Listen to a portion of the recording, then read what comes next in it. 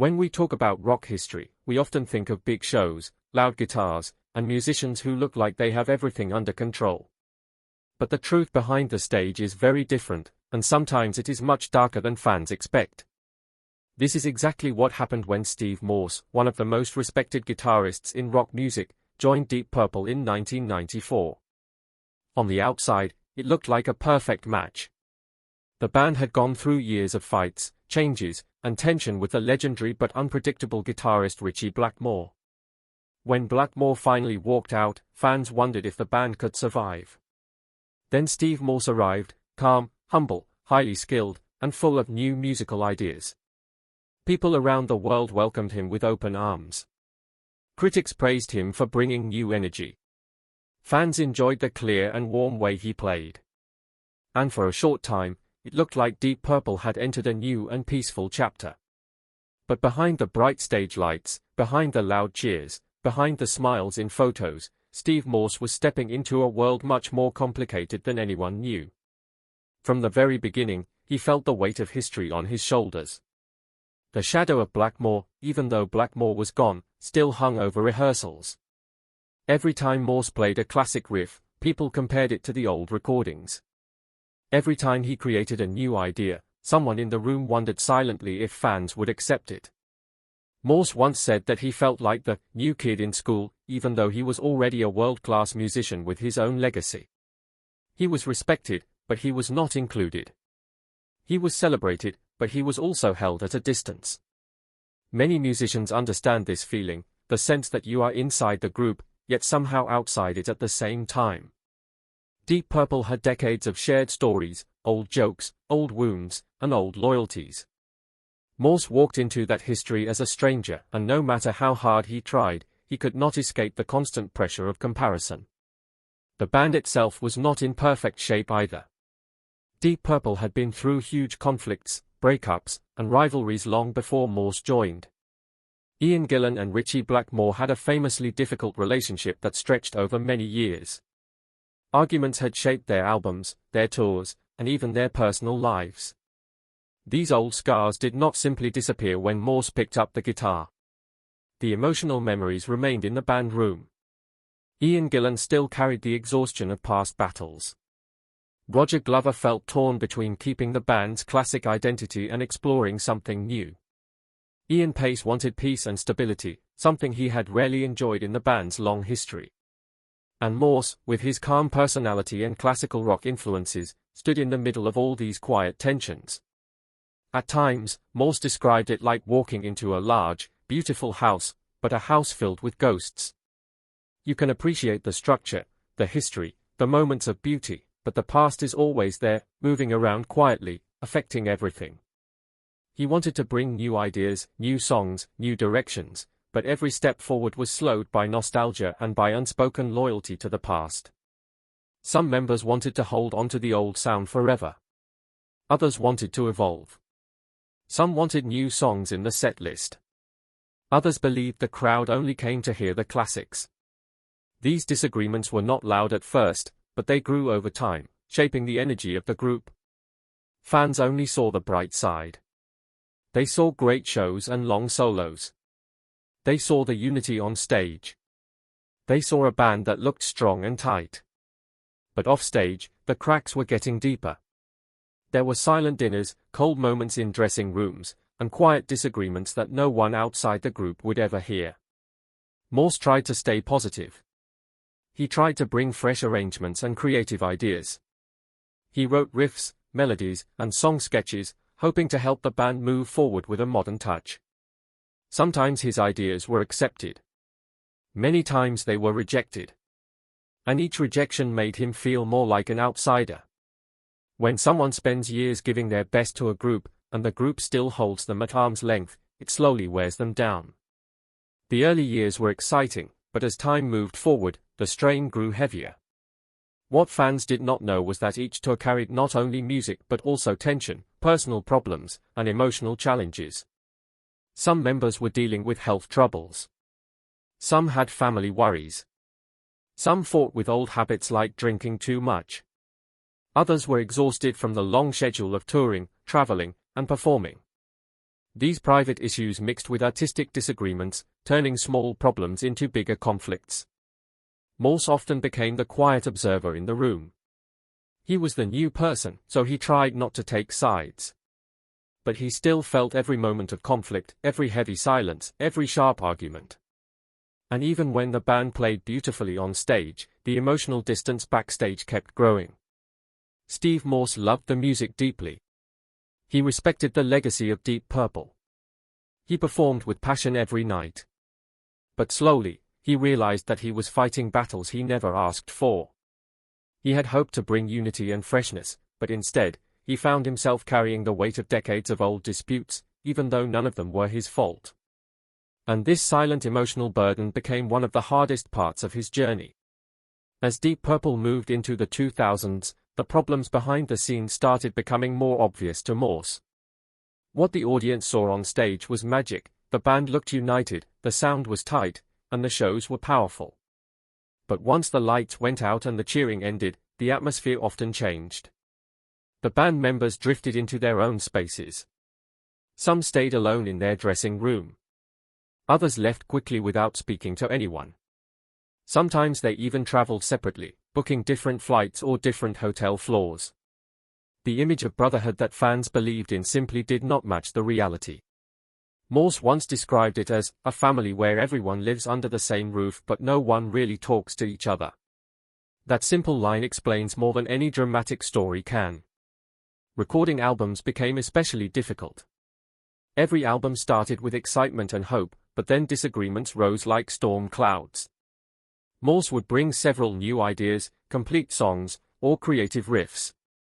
But many times, the older members would turn them down because they didn't sound like Deep Purple's classic style. Morse respected the band's history, but he also believed that a band should grow.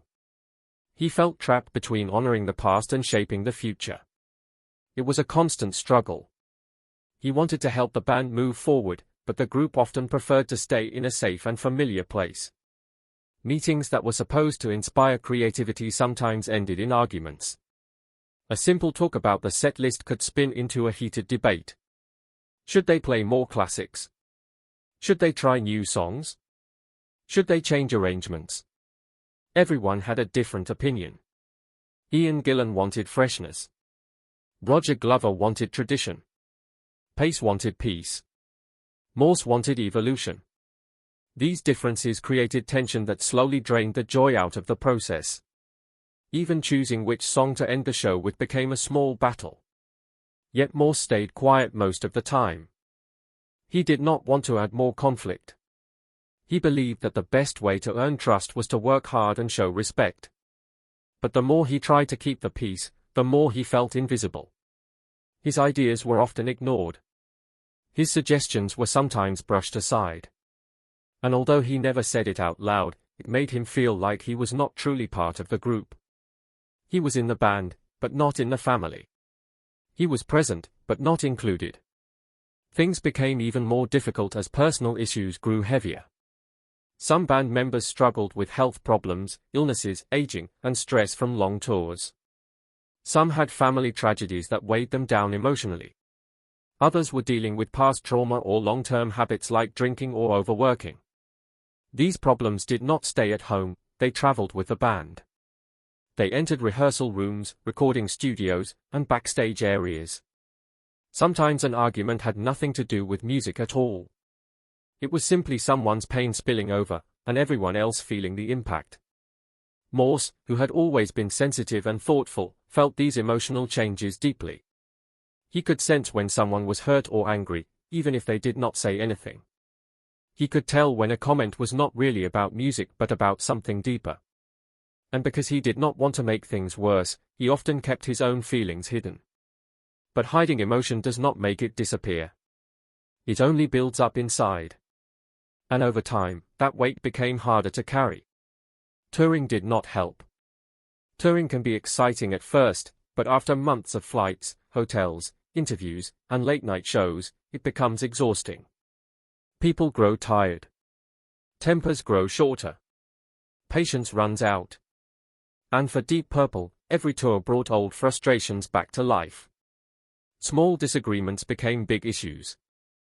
Simple misunderstandings turned into days of silence. Sometimes a tiny frustration, like someone being late or someone requesting a song change, was enough to set off a serious argument. Morse found himself walking on eggshells, trying not to upset anyone. He practiced carefully. He suggested gently. He stayed quiet during conflicts. But this made him feel even more isolated. He was respected as a musician, but emotionally, he stood alone. He often left shows feeling heavy, even when the audience cheered loudly. The cheers did not erase the quiet tension backstage. The loud music did not cover the emotional distance between the members. And the applause did not remove the pressure he felt every time he tried to contribute something new. The fans believed the band was united. They believed the music made them brothers. But Morse knew the truth was far more complicated. Unity existed only on stage. Once the show ended, everyone returned to their separate worlds. And Morse, who had joined the band with hope and excitement, felt that hope slowly fading. He realized that no matter how much he gave, there were walls he could not climb. There were doors he could not open. And there were parts of the band's history that he would never fully understand. The final years of Steve Morse's time with Deep Purple were filled with even heavier emotions. On the musical side, he was still performing at a high level. His guitar playing remained strong, expressive, and deeply appreciated by fans around the world. But on the personal side, he felt more and more distant from the group. Sometimes the band members barely spoke to each other before a show. Sometimes they avoided each other completely after a show. And Morse, who valued honesty and communication, felt lost in the silence. There were nights when he walked onto the stage with a smile, even though his heart felt heavy. He played powerful solos, even though his mind was full of questions. He bowed to the cheering crowd, even though he felt emotionally alone. People often forget that musicians are human. They may look confident and happy while performing, but they can be hurting inside. Things became even harder when Morse faced serious family challenges. His wife, Janine, became very ill, and Morse wanted to be with her during every moment. He loved her deeply, and he knew that no concert, no album, and no tour was more important than his family. At first, he tried to balance everything. He missed some shows so he could stay with her. The band brought in a temporary guitarist, and Morse hoped he could return full-time when things improved. But as her condition became more serious, he realized he could not continue touring at all. He needed to be home. He needed to care for her. This was the turning point. After nearly 3 decades with Deep Purple, Morse made the hardest decision of his career. He decided to leave the band. It was not a decision based on anger. It was not based on conflict. It was based on love, responsibility, and a deep understanding of what truly matters. But even before he left, he knew that his emotional connection to the band had already changed. The years of tension, the constant pressure, the isolation, and the struggles behind the scenes had already taken a toll. Leaving the band was painful, but in a way, it also brought peace. After he stepped away, Morse slowly opened up about his experiences. He did not attack anyone. He did not speak with bitterness. Instead, he spoke with honesty. He described the emotional distance he felt. He talked about the pressure of being compared to Blackmore. He mentioned the struggles within the group and the difficulty of bringing new ideas. He acknowledged the moments of tension, the silence backstage, and the feeling of being both inside and outside the band at the same time. These comments surprised many fans. For years, they had believed that Deep Purple was a tight, united group. But Morse's words showed a different picture, a picture of a band held together by music, not by harmony. His story reminds us of an important truth: fame does not guarantee happiness. Being in a legendary band does not mean everyone gets along. Music can bring people together on stage, but behind the scenes, personalities, pressure, history, and personal struggles can pull them apart. Morse walked into the band with hope, talent, and good intentions. But he walked out with the understanding that some groups, no matter how legendary, held together by thin threads. Today, people look back at Morse's time in Deep Purple with great respect. Many fans consider him the most skilled guitarist the band ever had. Many musicians praise him for his calm nature, his technical excellence, and his dedication. And many people admire him for choosing family over fame, a decision that shows strength, not weakness. In the end, Steve Morse's story is not just about music. It is about the emotional reality of being part of a long-running band. It is about the pressure of history. It is about the struggle to fit in. It is about the truth behind the stage lights. And it is about the courage to walk away, even when millions of people are still cheering your name. His years with Deep Purple were filled with great shows, unforgettable music, and incredible performances.